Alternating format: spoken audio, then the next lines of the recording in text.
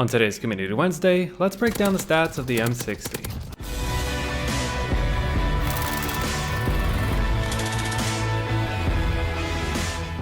The M60 is pretty much what you would expect from a machine gun. Pretty high damage, slow fire rate, slow movement, and a large magazine. So let's see how it does in Warzone and if it deserves a spot in your loadout. The build is going to have the agency suppressor, the 22.8-inch chest force barrel, axial arms 3x optic, field agent grip, and the airborne elastic wrap. So let's get into its stats, starting with mobility. It has an ADS time of 410 milliseconds, a reload and reload add time of 6.77 seconds, and a mag cap of 100.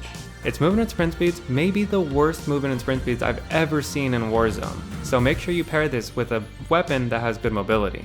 Its ADS strike speed is also pretty bad, but it's not the worst. Its sprint out and attack sprint out times are pretty bad at 360 and 500 milliseconds. Its stability is 2.5 T, which isn't the greatest for long range engagements. But its bullet velocity is a pretty good 1111.1 meters per second.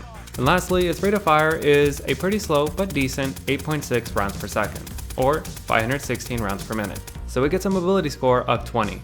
Its recoil is mostly vertical, but it does a really weird snaking pattern as it goes up, and this is due to its aiming stability.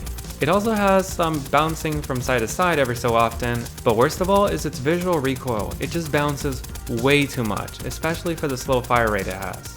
So technically, while standing up, you can only use this up to 100 meters. So it gets a recoil score of 40.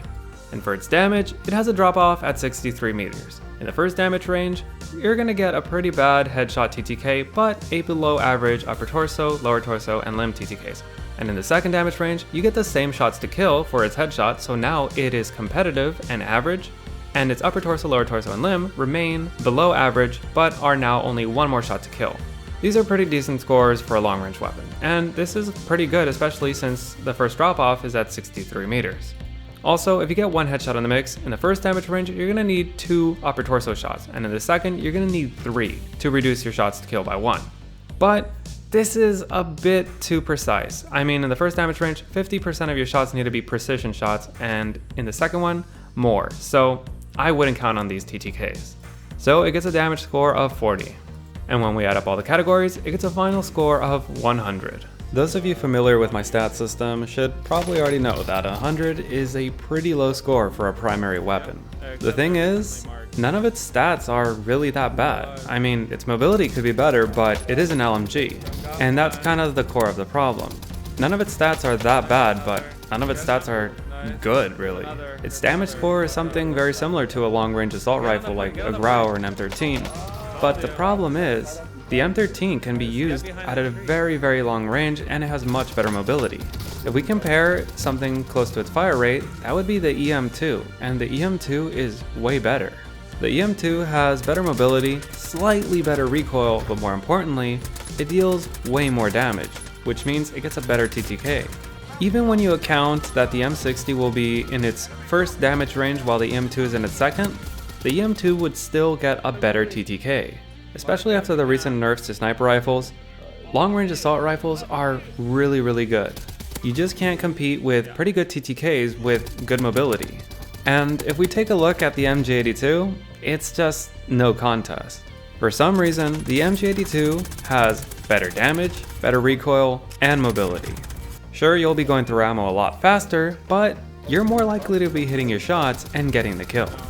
So yeah, its mobility isn't that great, and that's expected from an LMG.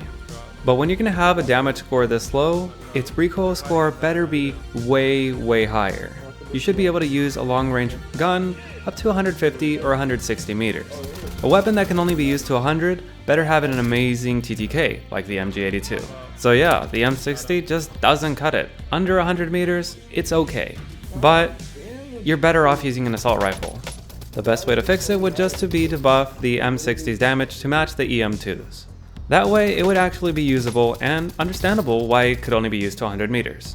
You'd be able to get a pretty good TTK and have 100 bullets in the mag, but you would still be limited by its range. Would this make the M60 super great though? Probably not. It still wouldn't be a top tier weapon, but at least it would be pretty usable. So that's the M60. Do you feel like it's actually deserving this score, or do you think it feels better when you use it? But as always, if there's any weapon, build, or part of the game you want to break down, let me know and you may see it on the next Community Wednesday.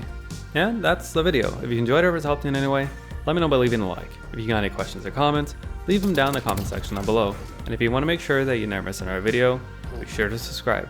Thanks for watching.